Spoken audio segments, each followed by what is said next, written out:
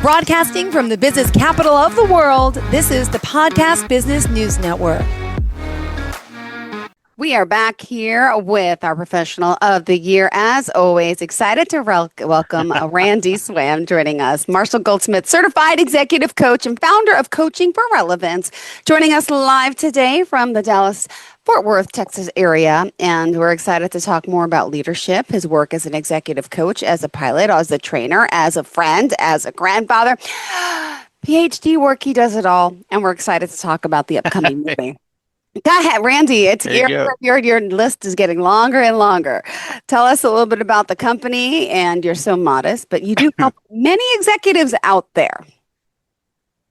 Well, I just most of my goal right now. I have worked with some executives before stuff, but most of my goals right now deal with professionals and pilots and pilot flight crews, not just in the pilot stuff, but in the processing and the neuroscience ability, the decision making, and all of that. And so a lot of the people, most of the people that I work with, I bring some of that, the coaching perspectives and the neuroscience perspectives to play.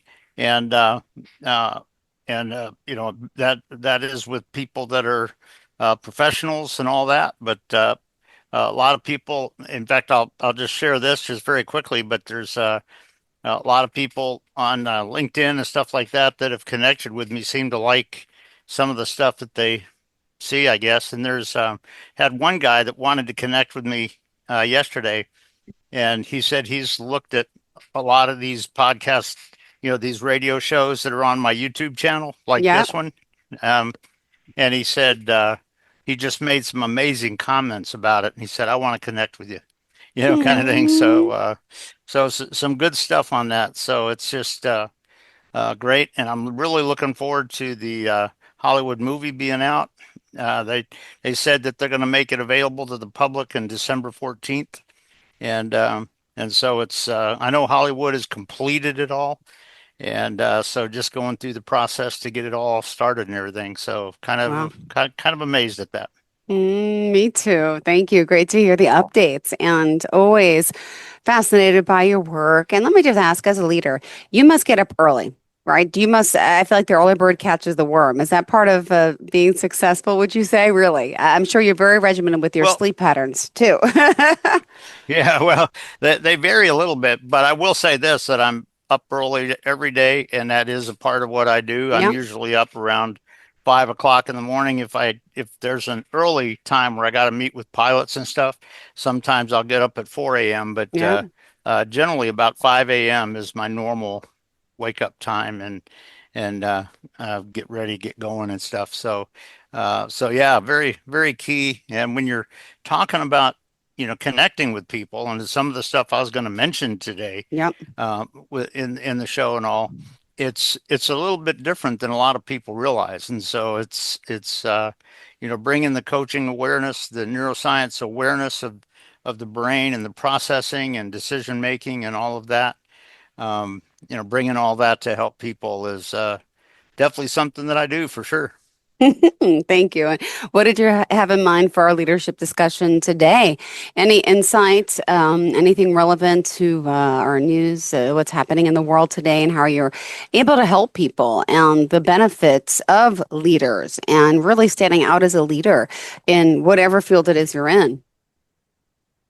You know what I thought I was going to do today is bring out a concept that you hear a lot of people saying about leaders today, but I'm going to take it to a deeper level of meaning, because it's something that a lot of people don't fully really understand. And my friend, I know you've heard some people say that the leader does not serve the customers. The leader serves their team, and the team serves the customers, kind of thing. And there's that quote that's been out there, and there's a lot of truth. There's a lot of truth to that in terms of developing your people. But I will also say here with what I was going to bring out, and then you can interject any questions or comments you want to. But and this is a quote from Simon Sinek. but it's a good quote. It says the ability of a group of people to do remarkable things hinges on how well those people pull together as a team.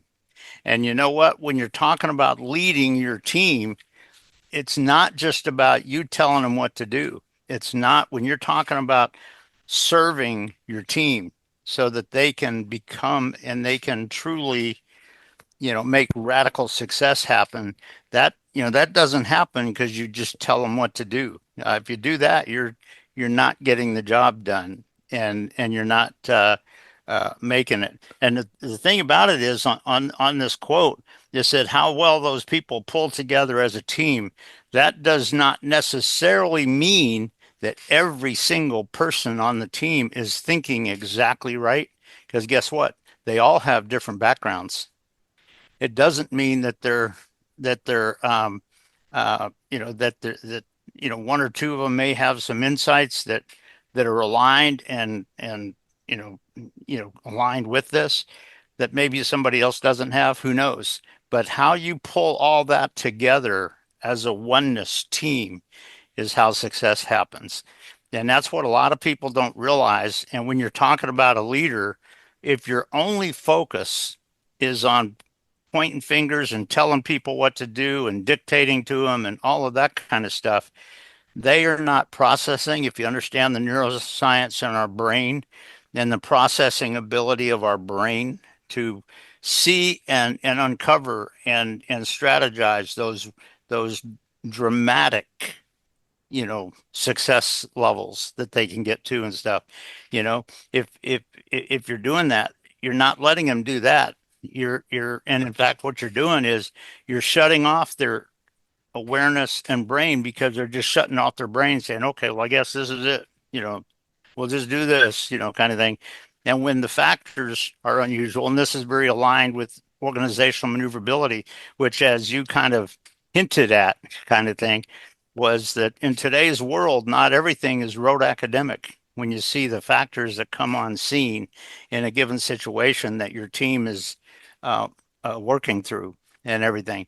And are you aware of what things are different as they're coming in? Are you aware of what we need to do as a team, as a oneness, and to really make this successful?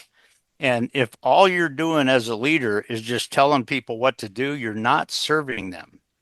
Serving them has a deeper meaning in terms of how you're helping develop them and provide an environment where they can grow and become and reach radical success, even when you're not there, kind of thing.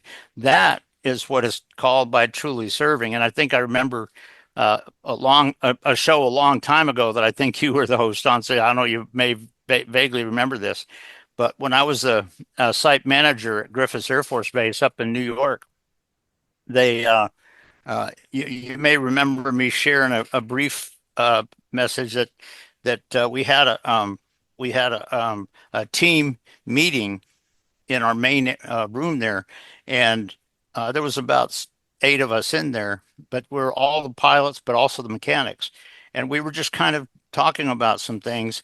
But as the manager, I realized that some of the questions they were asking just each other and all that were outstanding questions.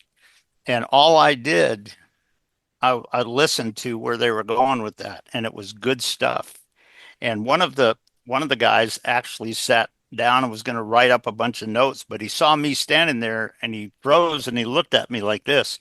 And all I did is I looked at him and I winked and I nodded my head because I could tell they were going to a good decision, but I were letting them take the steps on that without just sort of dictating them and shutting their brains off and everything. And we were represented for a really successful team for what we did there. That was about 30 years ago or so, but it was just when you're talking about this aspect of leading your team and really getting the team together, that isn't just about you as a leader coming in and dictating to people. Now, is there a time where you may need to kind of throw something out? Yes, there might be. if you're talking about your team performing in a unpredictable, rapidly changing environment where not everything is rote academic, guess what?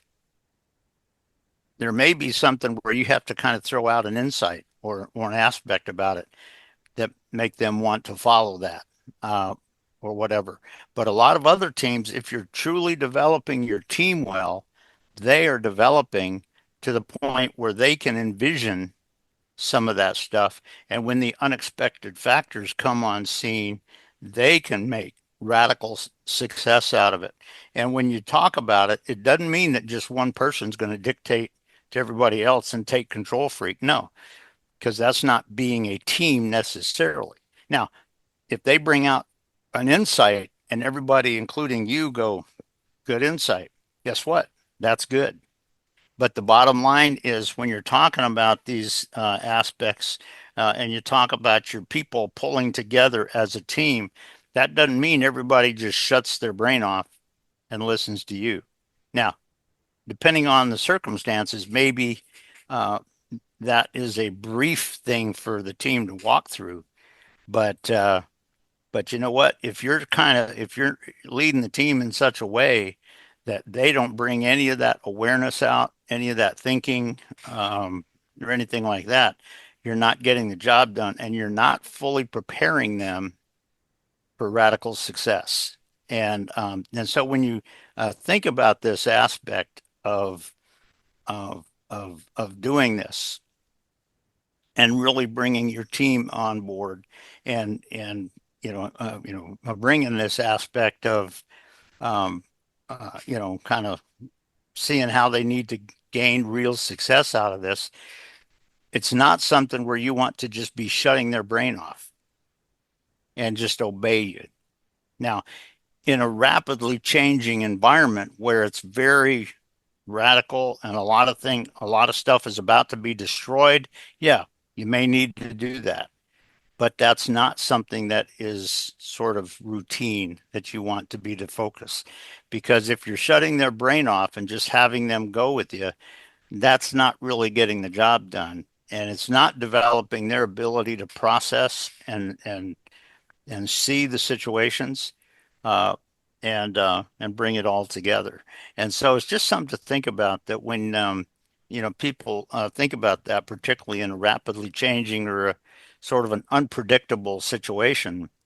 Um, what I would throw out to anybody that's listening is just saying, what are some things that perhaps you and your team, um, were faced with at some point, and what did you take away from that? And what may have made it better, who knows? Um, because if your mindset as a leader, now I will say this, that a lot of the ways that you can develop your team's ability to handle radical success like that is when you get their thinking going even before the event is coming on scene. And if all you do is wait until a challenging situation come on, what you're probably doing is letting them just shut their brain off and wait until you tell them what to do. And if you do that, you're not developing your team to be able to perform when all the factors are not just rote academic. And and that's just a couple of things to think about. And so when you look at this quote again, the ability of a group of people to do remarkable things hinges on how well these people pull together as a team. And that doesn't mean that they shut their brain off and just go with this. No, it means they're thinking. And while they're stepping forward, they're also aware of when unique factors come on board that nobody was aware of, that nobody expected would come on scene. And you may have to adapt it just a little bit. You may have to tweak and adjust a little bit. And are they ready to do that? And it's just something to think about when you're talking about a somewhat of a challenging environment. This aspect of what you need to be looking at with your team. Um, and like I said, when I was standing there and I saw my team coming up with a couple of things, and the guy was sitting down to make notes, and he froze and he just looked at me, and all I did is I nodded and I winked at him and smiled. And immediately he smiled back at me and sat down and jotted some notes and everything because I was saying, yeah, you guys are going in a good direction. Good. Keep going, kind of thing. And but if you but I will say this also, that what a lot of people in today's world have a tendency to do is to try to make everybody on your team think exactly the same and do the, be aware of exactly the same things. Well, to a certain extent that can be good, but keep in mind that when each person on your team has a little bit of a different background in their journey, you may have one person that has an insight that another person didn't have. And guess what? When they communicate that, there's one thing that can be very beneficial when it's communicated and everybody see the value of it. But if it's communicated in such a way where everybody thinks that they're just commanding them and controlling them to do it this way, Mm-hmm. that's not leadership and that's not getting where you need to go.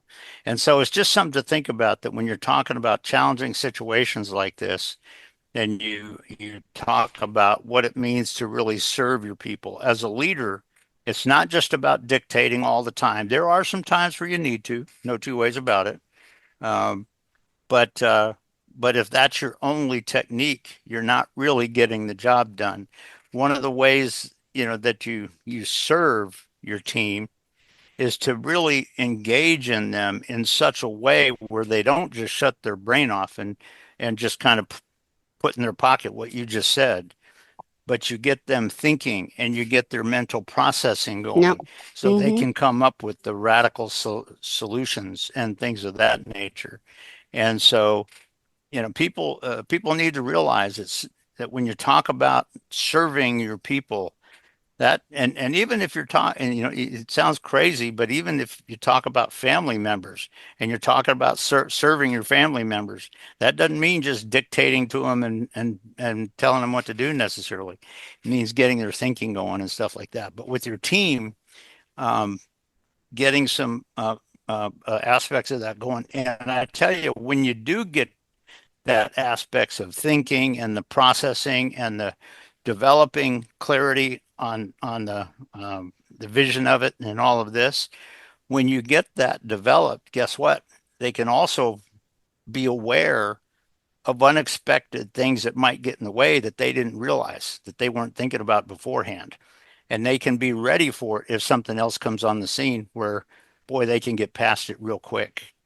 And so it's just something to think about that a lot of people don't realize. And it brings this aspect of, when you're talking about leading your teams and serving your teams, it's really about using a coaching facilitative approach rather than just a narcissistic dictatorial approach. Now, if it's something that's happening right now that needs to be done in 5 minutes, okay, you may have to tell somebody what to do. You may have to, do that. But that is so rare, really, for the most part in today's world. You don't need to do that. And Mm-hmm. if you get to points where you have to do that, what it's telling you is that you didn't really develop your team. You didn't truly serve them prior to that. And True. so it's just some things to think about when you talk about this aspect of serving your team and bringing the coaching facilitative style, but also the neuroscience awareness of the processing in your brain and the mindset and how you're developing your decisions and how you're developing your awareness and how you're developing the clarity of real success on this. And it's not superficial, but that part of it is a key part of what real serving your team really is. It's not just, if they're just sitting there waiting for you to tell them what to do, that's not good. And it's Got it. not related to that. And to be honest, you're not really serving them. Now, I will say this, that in the heat of the battle, in one particular situation, and somebody's not sure, there might be one time where you got to kind of mention something. But guess what? Yeah. After all of that, do you have a conversation where it helps them get a sense of the reality of it and all Yeah. that, so that if it ever happens again, they are much more ready for the success. And so it's just something to think, we talk about. It's a deeper insight, a deeper meaning of this aspect of serving your team. It's not about just dictating to them, calling them by name and telling them what to do or whatever like that, because you're not growing your team and you're not developing your organization's success if that's where your focus is. But when you're talking about truly serving your team, it's about working with your team in such a way that all of that is being developed Yeah. as they go forward. And it's just something to think about that a lot of people don't realize. Like I say, it's a little bit of a deeper meaning of the concept of serving your team. And but that's a critical aspect that a lot of people don't totally think about. And Mm. it's just something to think about when you're a leader. What are you really doing to serve your team? And Yeah. you don't want to be shutting their brain off or anything like that. So just something to think about. Shutting their brain off. I like that. Now, is there ever a time where you got Yeah, to take that, but as a leader, or is there times you have to take the back seat, right? You can't always lead, even if you're a leader. You yeah. have to be, And to be very honest, and by the way, that's a that very makes a good good leader. question Mm-hmm. because I'll tell you what, when your people are coming to a certain point, there is a time where if you were the one on my team that was sitting there like that, there is a time where I might look at you and go, take this one. And where do you want to take it? Oh, then you tell me, and I go, okay, take it there. And you might have a question that you ask somebody about, okay, what's the risk you got to look out for? Mm-hmm. Oh, okay. Good, buddy. Good. Well, I'll tell you what, step forward. And so there are times when you can develop the ability in your team to be able to do that when you're doing that.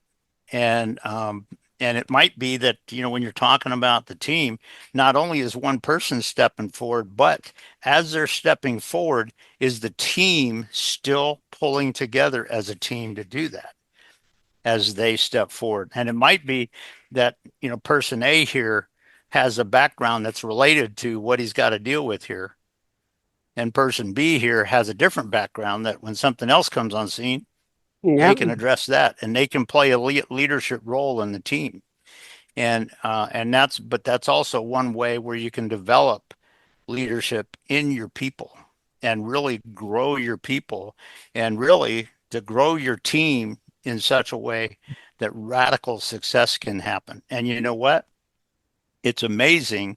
And I think I've shared this before, but it's amazing when radical success can happen, even when you were sick and weren't at work today. When something happens and you're not there because you're at home, you had sick or you had were vomiting or whatever, I don't know, kind of thing. You're at home and you're sick, but something comes on scene and And your team works in such a way that your boss goes, wow, wow. yeah. And when you come in, you have a conversation. I will say this, that I was teaching a class. This was, holy cow, this is about 30, probably about 30 years ago, kind of thing, with the aviation group. And I was, uh, relating to a group of pilots. I was teaching a class to a group of pilots. Um, and when I first came in, they had some questions. I could tell they were struggling with some things that were not specifically related to what we were going to be dealing with here.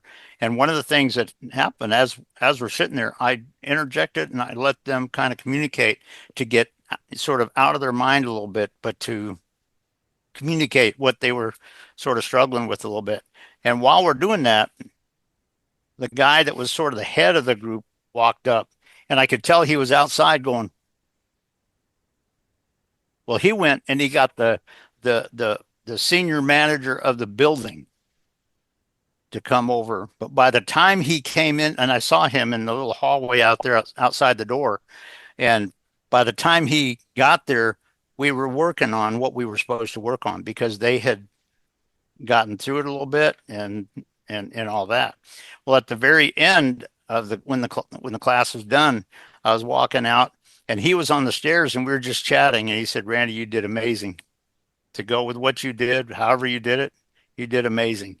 But it's one aspect about that where I got them to kind of communicate and go with what they were sensing and feeling right then. Yeah. I was serving them. And guess what? They got to a point where they could do it. And there was one of the guys in the class back in the Vietnam War, had shot down, was kind of an ace because he had shot down 2 MiGs, kind of thing way back then and everything. But he was a instructor there, and he was in that class. And at the end of our, 5 or 10 minutes while we were kind of doing that, at the end of that, he looked at me, and I'll never forget this. He looked at me and he said, "Randy, I got to tell you something." I said, "What's that, buddy?" And he looked at me, he said, "I'll follow you any day of the week." Yeah. Wow. And I said, "You know what, buddy? I appreciate that. I'm humbled by that. Thank you." And you know what? But it's to go with what you said, there are times when how you interact with that, again, how you serve your people, but how you interact with the processing awareness and that aspect of it, but also the coaching perspective of leadership and everything, how you're doing that. Yes. Yeah. Make sure people grow and can make radical success happen. Well, thank you, Randy. Stepping in and doing it, you just don't have time. You're not getting it done. So just something to think about. How you serve your people. That's a little bit of a deeper, realistic meaning than a lot of people think. All right. Coachingforrelevance.com. That's how you can reach out. And do you want to leave a phone number or anything, Randy, in case someone does want to contact you that way? I'll tell you what, I'll just share this with you. I'll give you my phone number, but you may not remember it. If you got your pencil, you can put it down there. It's 817-880-4749. But if you go to my Coaching for Relevance website, at the very bottom of the homepage there, you'll see my email and my cell phone number and stuff. So if somebody wants to call me, they can. And as you know, I don't do cold call sale pitches or anything like that. If somebody calls me and they have a need of something, we'll come up with something. But beautiful. If they just want to have a conversation, we can do that. Thank you, Randy.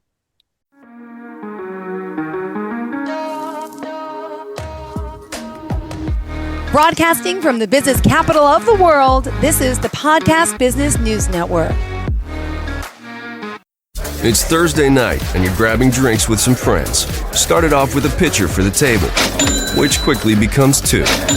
There's pool. And there's the photo booth. All right, everybody squeeze in. Say cheese! Followed naturally by an order of wings. And another. Can we get some extra ranch sauce? Then there's the ceremonial nightcap. So what are we doing this weekend? And lastly, it's back to the car, which, if you're buzzed,